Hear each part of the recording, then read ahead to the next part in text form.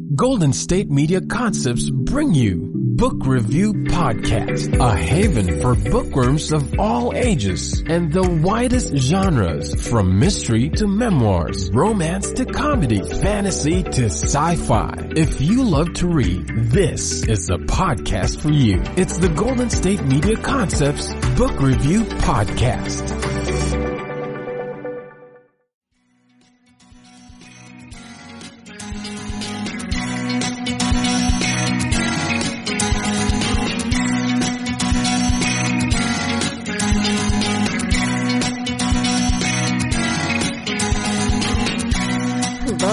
Welcome to the GSMC Book Review Podcast, brought to you by the GSMC Podcast Network.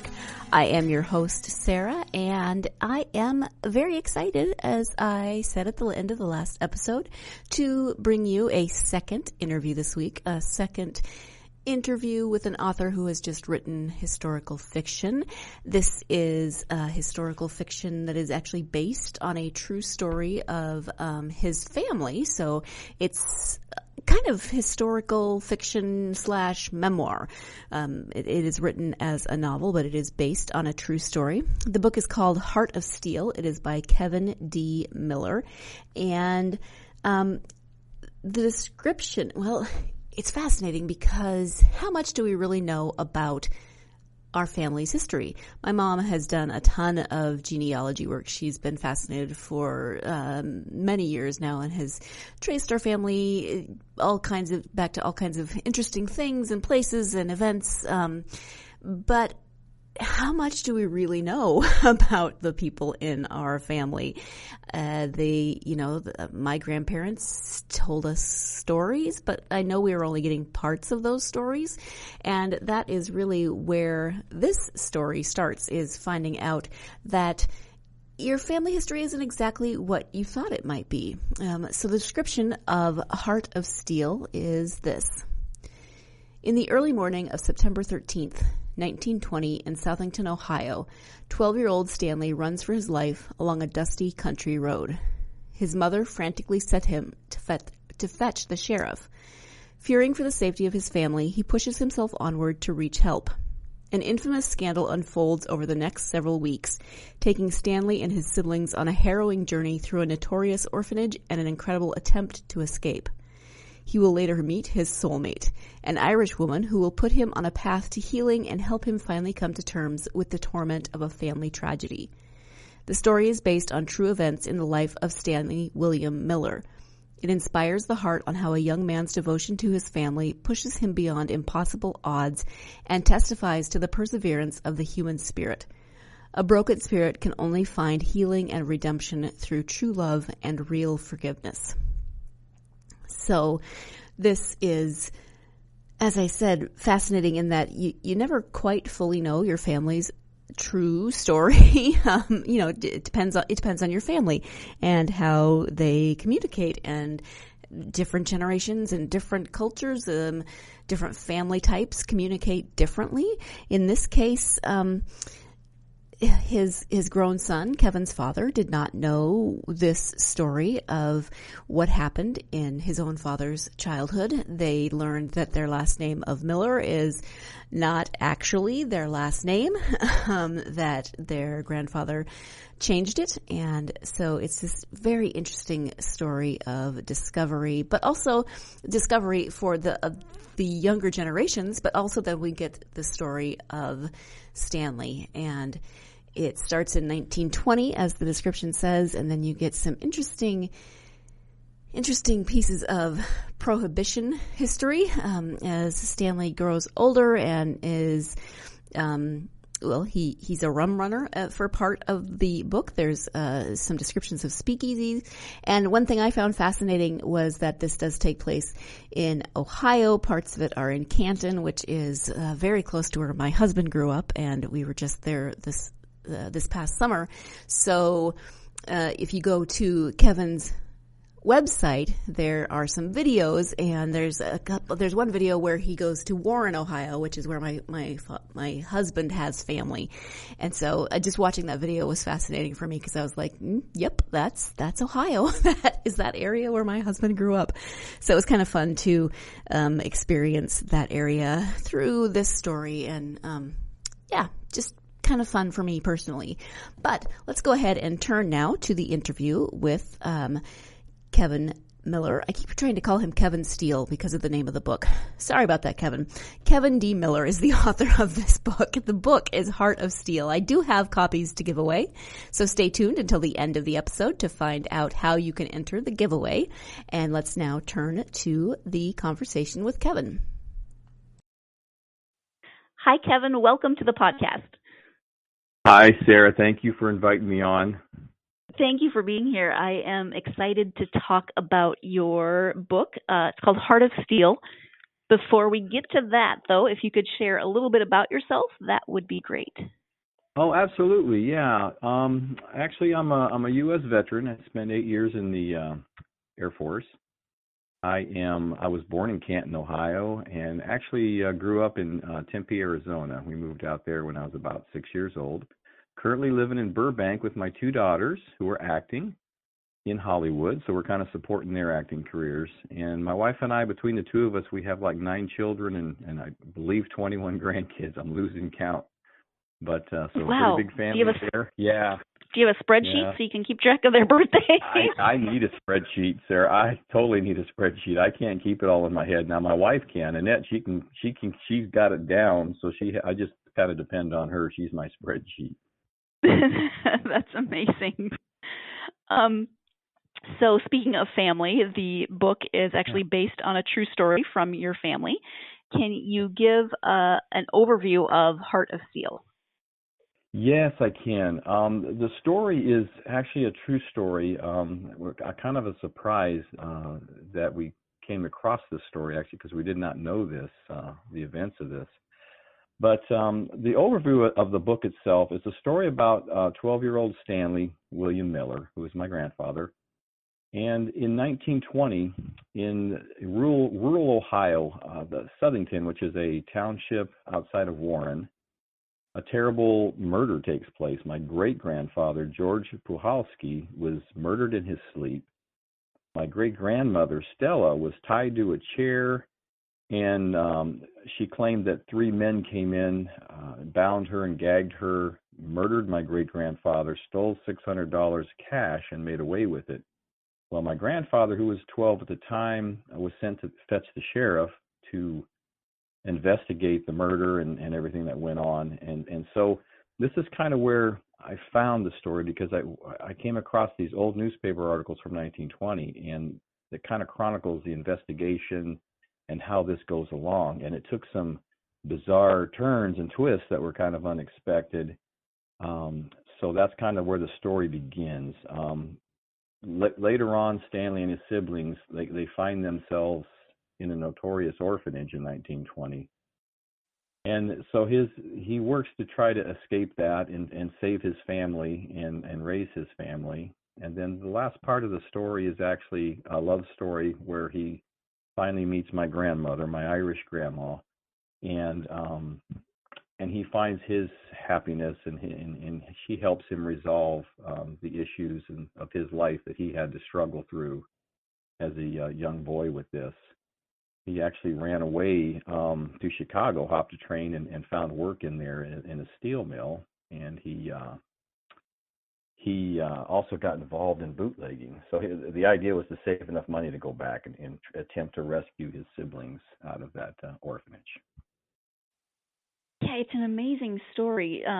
So how much of the story did you know going into reading those articles and doing the research?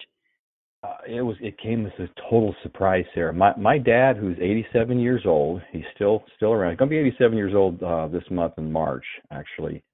He didn't know this, but our name, we didn't know our name really wasn't Miller, that it's actually Puhalski. And the way we found this out was just around 1999, actually, is when these newspaper articles kind of popped up. We had some cousins that were doing some family research for fun, and they came across them, and they sent those to us, said, you might want to read these because your name's really not Miller. And so we just started kind of reading through these articles, and we're just, stunned, by the revelation. So they kind of sat there for a few years, and then we just really started kind of putting all this stuff together and doing the research, several years later. A few years back, my father had been communicating with his cousin, and they'd kind of gone back and forth and exchanged information. She sent him some good documents, some really valuable documents that helped me with writing the book. He wanted to write the book originally, but he just felt he couldn't do it, and he asked me to do it, and he just kind of handed everything over to me. So I took those documents, and there was gold in there because there was descriptions of the farm, there was legal documents, there was court documents, and that allowed me to do even further research and to kind of pulling all this story together and all the facts around it together to build the story. But we were totally in the dark with this. We are going to go ahead and take our first break of the podcast. As we go to that break, I can't help but thinking that, even though my mother has done a ton of research into our family history, I would not necessarily be terribly surprised if there wasn't some crazy story from my grandparents' past, because neither set of my grandparents would have talked about anything like this. So we wouldn't have known. I mean, they would have just pretended it never happened, and we would never have heard anything about it. So we're going to go ahead and take that break, and when we come back, we'll be talking more with Kevin D. Miller about Heart of Steel. Stay tuned. You're listening to the GSMC Book Review Podcast, and I'll be right back. Golden State Media Concepts bring you the Bible Study Podcast. Reflect and journey the Bible as together we study God's Word and be inspired. Bible study made fun and informative for all ages. It's the Golden State Media Concepts Bible Study Podcast.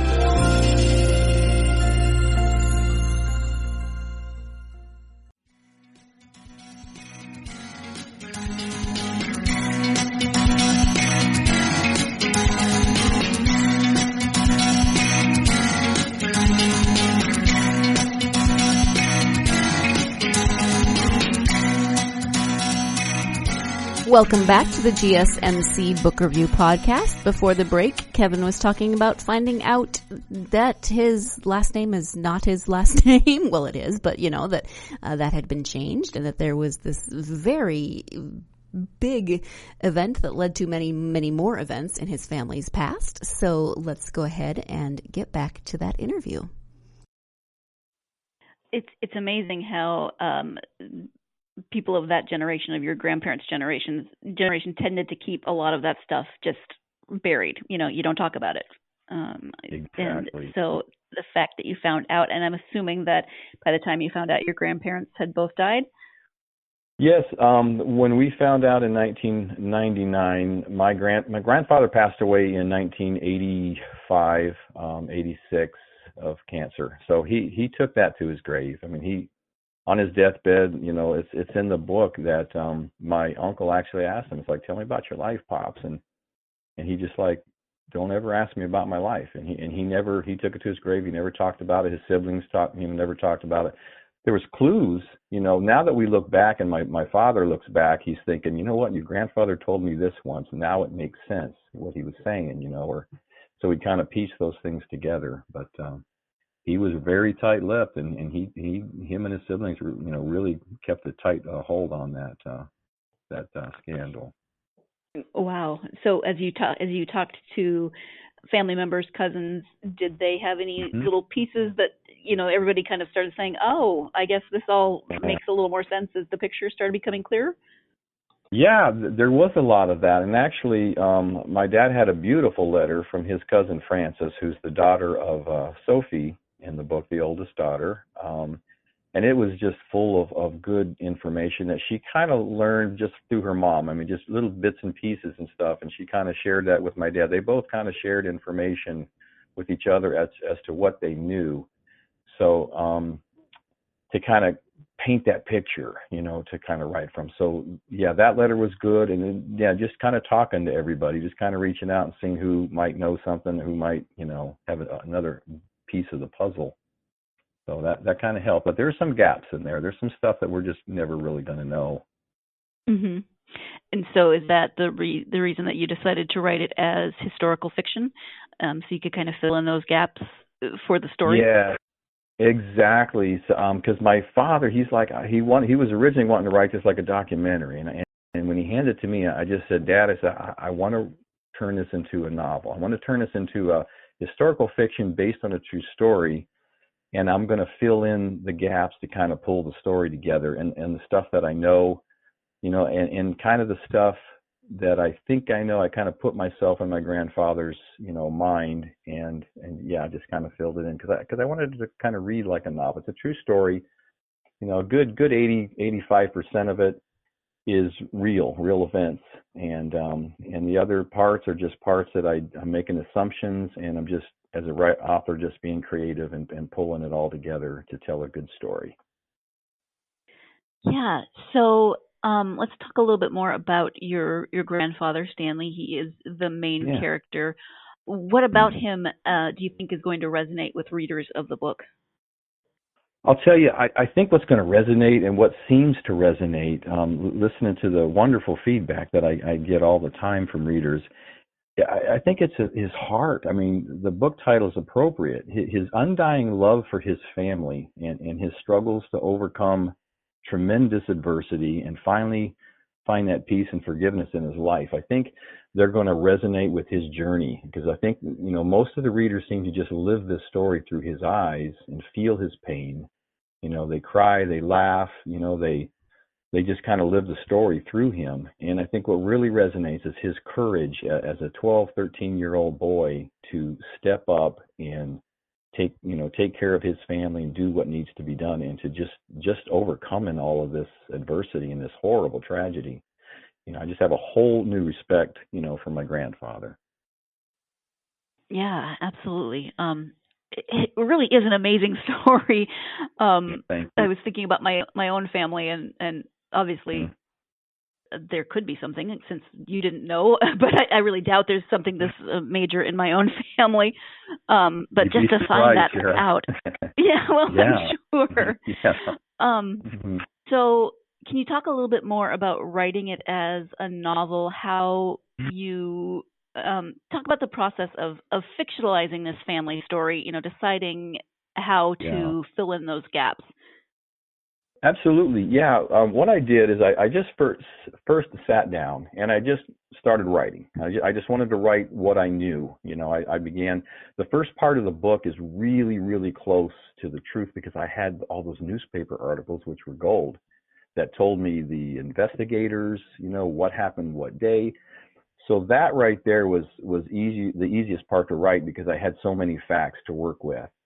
So I built that and put that together. And then the part where they find themselves in an orphanage, I know some information there, but not all. So I did a lot of research on orphanages in 1920 to kind of get a feel for the sort of things that were happening. And I tell you, it was a sobering experience to come across all the tragic incidences of abuse and stuff that I found in a lot of these orphanages.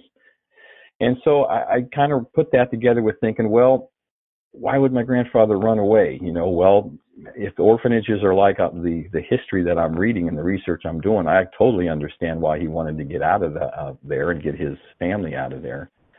So that part of it, I have to start to kind of fix on, because I don't know. It's 1920, so I don't know all the peoples and characters that would have run the orphanage. I know there was Catholic nuns. I know somewhat something about it, but so I have to kind of create those situations and those characters at that point to get you through part two of the story. And then the third part of the story with my grandmother, I knew a lot of the stories. My dad was a great resource, because he could talk to me about my grandma and my grandpa and stuff they did growing up. And plus, I knew my grandfather real well. and my siblings did. So I could just piece all those things together and create their story. Because I'm like, Dad, it's like, you know what, they weren't always old. They were in the 1920s were like the 60s. You know, it was a rebellious, crazy time, and they're two young adults, 18, 19 years old. So, and we knew that that my grandfather did own a bar. And many of the incidences in their story is true. But like I said, I just have to kind of fill those in and just kind of fictionalize some things just to kind of fill the gaps and just keep the story flowing.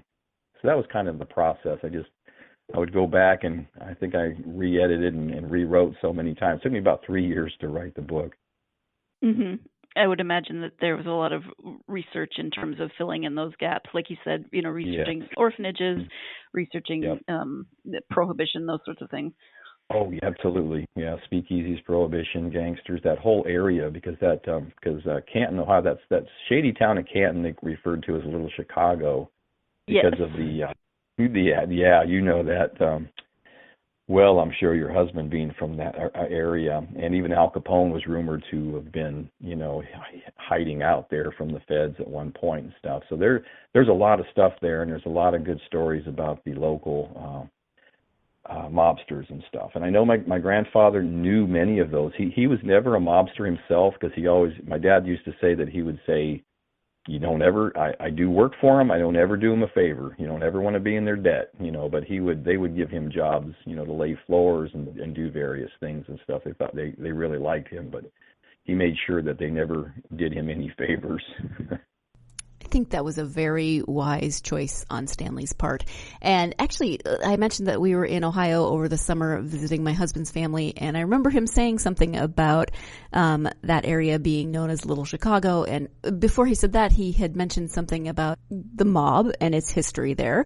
And I kind of snickered a little bit because, here's this sort of quiet, quaint little town. And I was like, yeah, right. And he's like, no, really. And he took me to a place where they had supposedly actually Al Capone, possibly himself, or at least members of his gang, would that even be correct, planned some major something or other at this building, and it's now a pizza place. But I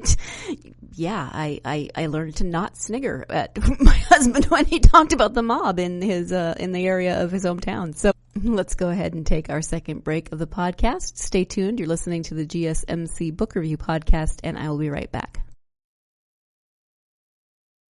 Tired of searching the vast jungle of podcasts? Now listen close and hear this out. There's a podcast network that covers just about everything that you've been searching. Hey! The Golden State Media Concepts Podcast Network is here. Nothing less than a podcast bliss with endless hours of podcast coverage. From news, sports, music, fashion, cooking, entertainment, fantasy, football, and so much more. So stop lurking around and go straight out to the Golden State Media Concepts Podcast Network. Guaranteed to fill that podcast itch. Whatever it may be. Visit us at www.gsmcpodcast.com. Follow us on Facebook and Twitter, and download us on iTunes, SoundCloud, and Google Play.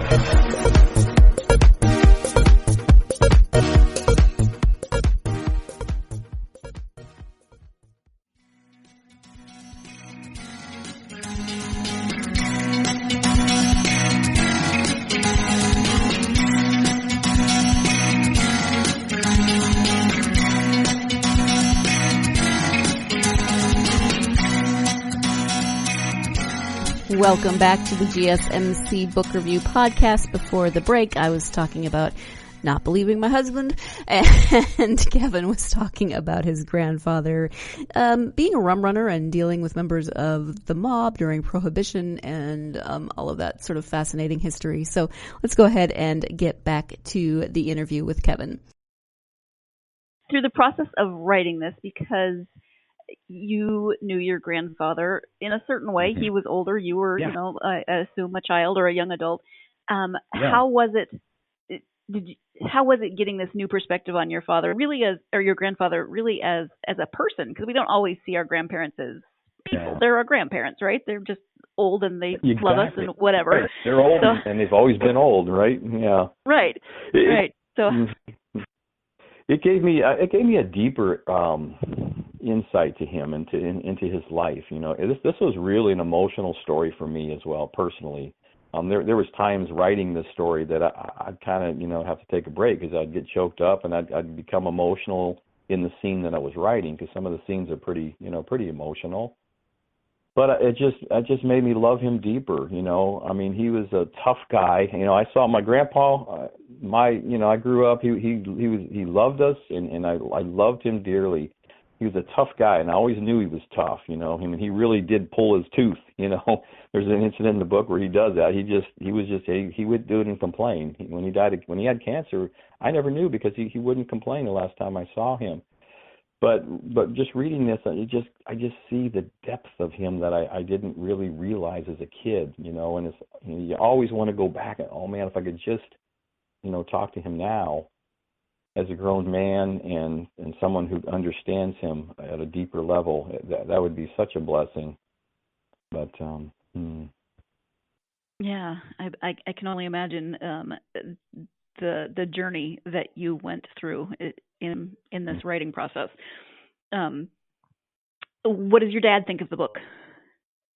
My dad loves the book. He was so thrilled and thanked me for writing it and for, kind of telling the world about his dad. That meant a lot to him, and it meant a lot to me, because I wanted to hand him an autographed copy of the book when it was printed, and I got to do that, and that was a nice moment for me.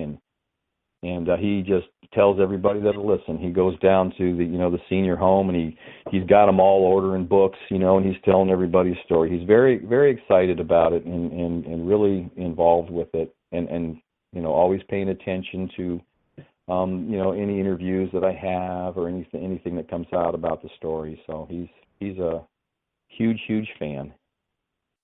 He sounds like he's very good PR for the book.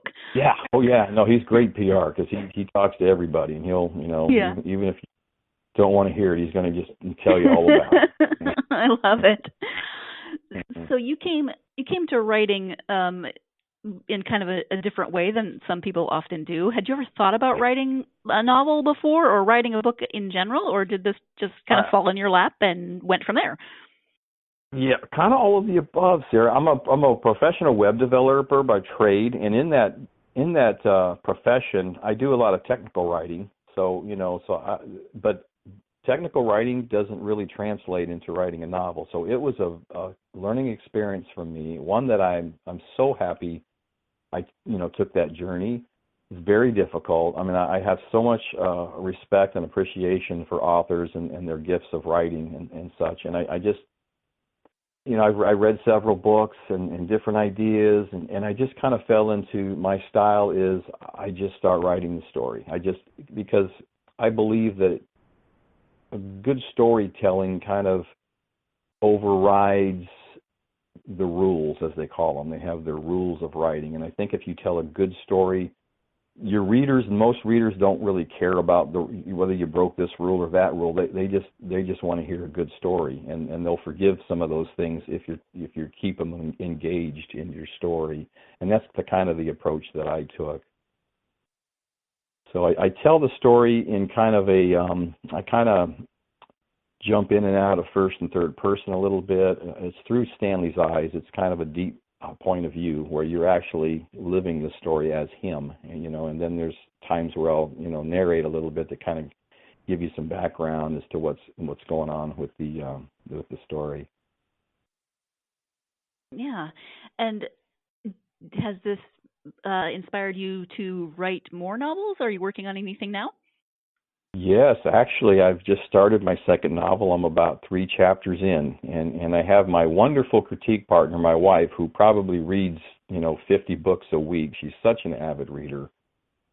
She reads way more than I do, and I had her read the first 3 chapters of my second book, and she's like, "Oh my gosh, I love this. I was so sad that it ended at 3 chapters. I want to know what happens next." So okay, good. Because that's a relief. If I have her approval, I know I'm good, because she's really, really good at knowing a good story and good writing and stuff. So I kind of lean on her for that. She gave me a lot of really good insight and good ideas as I was writing Heart of Steel, different things I hadn't thought of and such. So but yeah, I'm so excited to start my next book.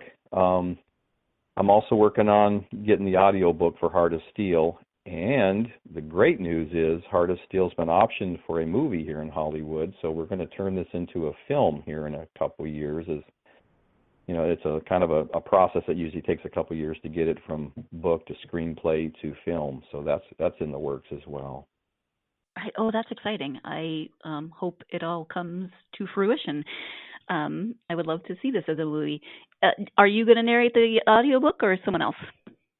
Yeah, that's what I'm working on, because I'm doing a lot of the narration myself, because I'm thinking it might be interesting to have the author narrate the story, but I'm kind of bouncing that around. So I'm doing some sample chapters to listen, to do myself, to see, what I think of that and what other folks think of that. And if I feel it's just too much for me to handle, I'll just find a voice actor who can do it for me. I even thought about, I have some friends who's a good friend whose son is a voice actor, and I even thought about approaching him and saying that would be kind of cool for a teenage boy to maybe narrate this. So I'm kind of bouncing those ideas around. Yeah, I thought that would kind of be cool. So I'm not. So once I make that decision, then I'll just push forward and try to get the audiobook out. I'm hoping to get it out by September, because this September 13th of 2020 is the 100-year anniversary of the murder of my great-grandfather, where the story begins. Wow. Yeah, so good opportunity there. Mm-hmm. Right. Out of your personal experience in coming to writing this novel, would you have advice for aspiring authors? Oh, absolutely. Yeah. I mean, I think my best advice to any aspiring author is don't just talk about writing your story. Just sit down and start, because you have to sit down and just get behind the keyboard and start typing or start writing, however it is that you choose to write. Don't keep saying you're going to do it. Just sit down and do it and start gathering, the facts. I mean, it's going to take you some time and stuff, but every day, you just kind of decide, okay, I'm going to write this many words today or this many chapters today. And that's really what I kind of discipline myself to do. So that would be my advice. Don't talk about it anymore. Sit down and do it. Start it. Get it going. In some ways, it sounds so simple, right? Just don't talk. Just do it. Just stop talking about it and do it.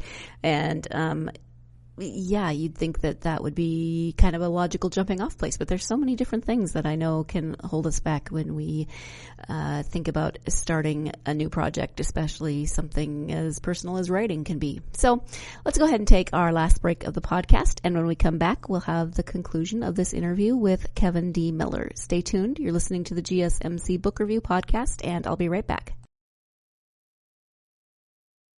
Golden State Media Concepts Sci-Fi Podcast. Together we dive into the world of sci-fi and science fiction. From episodes of Star Trek, Star Wars, to The Walking Dead, Resident Evil, all the hot new science fiction movies from the backdoors of Marvel or DC. The Golden State Media Concepts Sci-Fi Podcast. You'll never look at science fiction the same way again.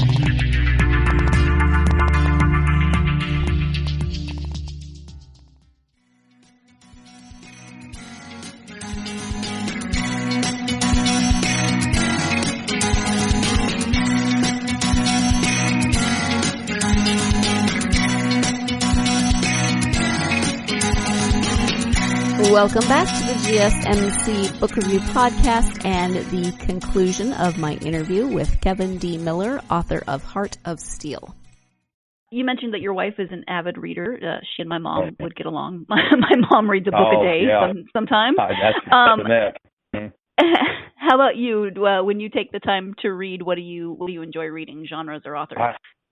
I do love historical fiction. I mean, I love stories like, Fried Green Tomatoes and The Notebook, Nicholas Sparks. I love the story of Braveheart by Randall Wallace. I thought that was an awesome tribute to his relative.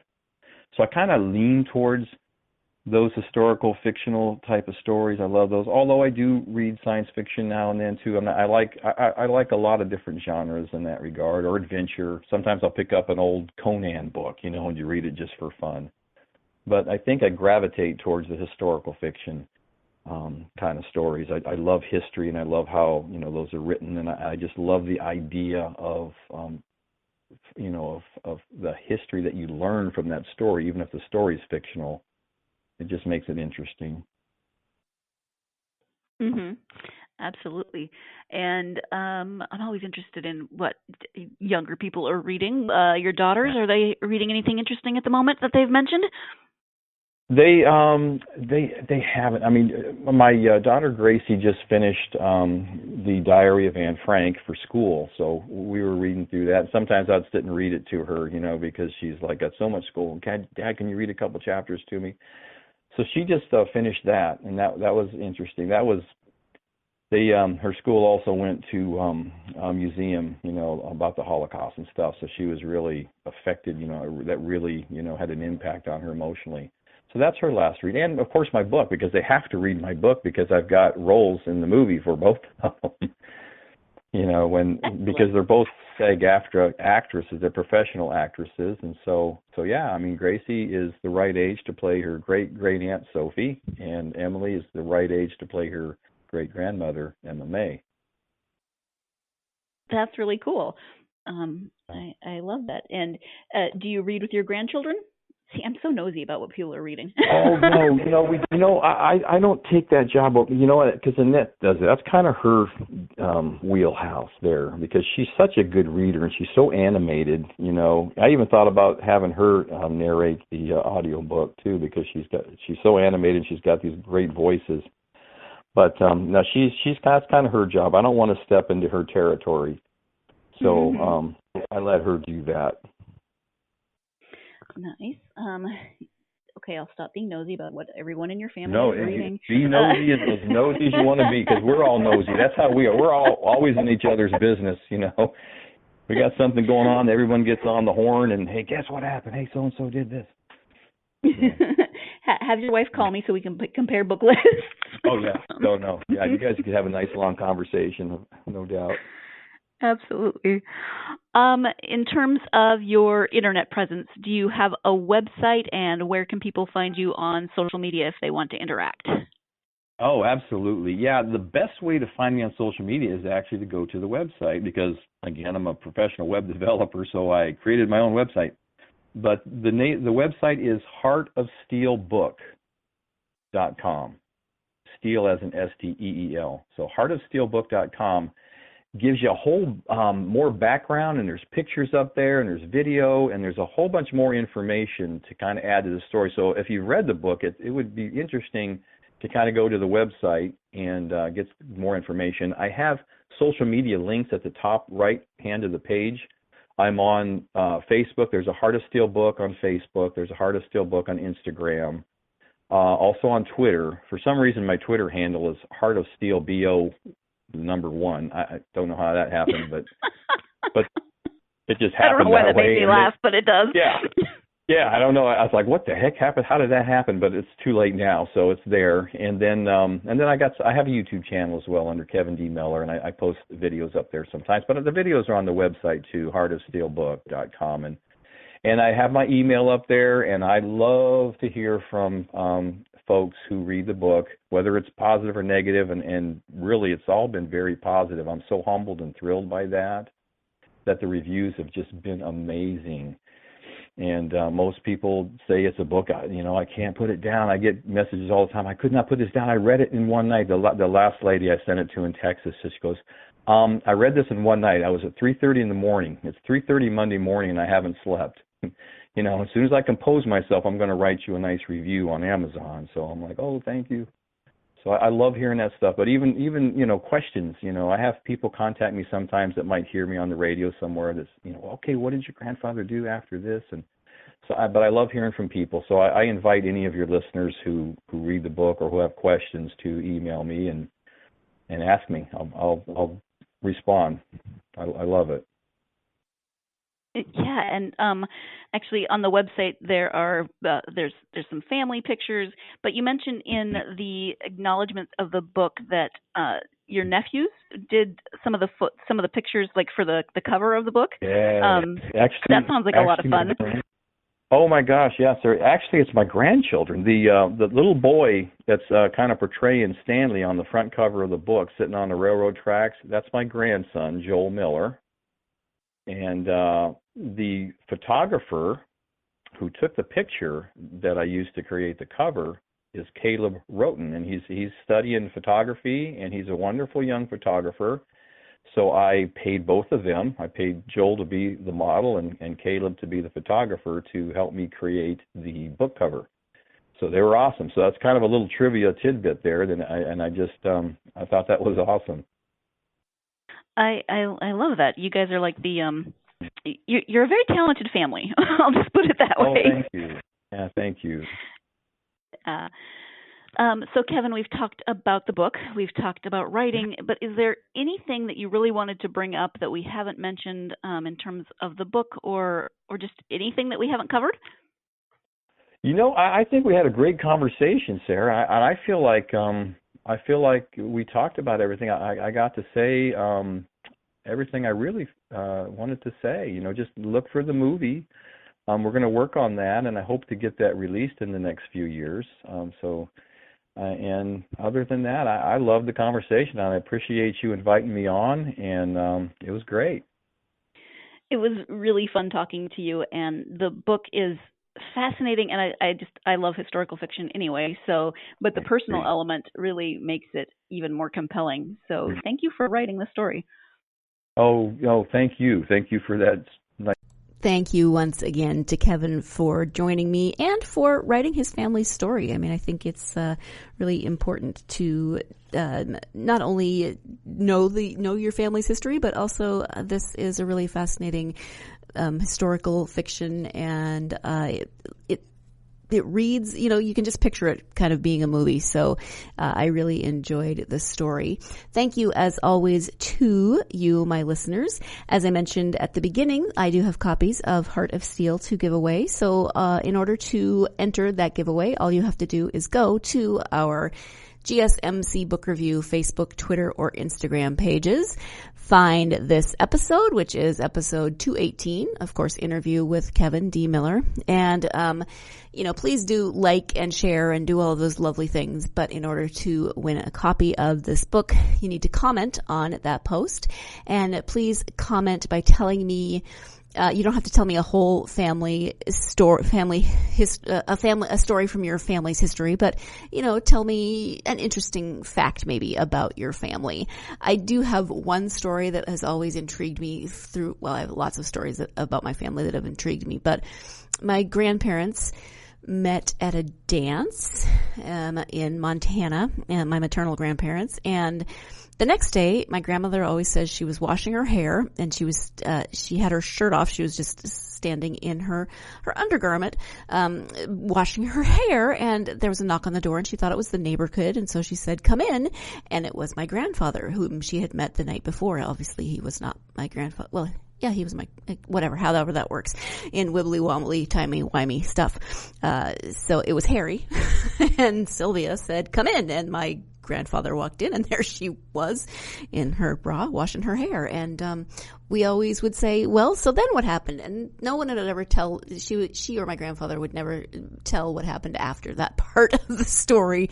But as fascinating as that is, I also want to know, why were you letting the neighbor kid, I think she said neighbor boy, in if you were washing your hair in your bra? We'll never know, because they would never tell, and unfortunately now they're both gone. But that's one of my favorite stories from my family's repertoire of stories. So anyway, if you want to win a copy of Heart of Steel, just go to our Facebook, Instagram, Twitter page, and tell me something interesting about your family. Also, speaking of social media, if you would be so kind as to follow us, like us, retweet, share, do all of those lovely things, but also subscribe to this podcast so that you always get new episodes, and give us a nice review, either written or 5-star would be lovely, lovely, lovely. Thank you again, as always, for joining me. Please join me again on Tuesday when I will have a recurring author. This will be my first guest to return 3 times, I think, I'll have to double check that, but I'm pretty sure I'm correct on that. So we'll be talking to Jason Pellegrini about his new novella, If I Could Have Lived Another Day. So join me for that. In the meantime, have a wonderful weekend. Take plenty of time to get lost in a good book. Thank you.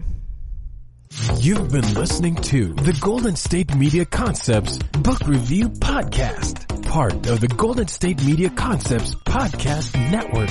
You can find this show and others like it at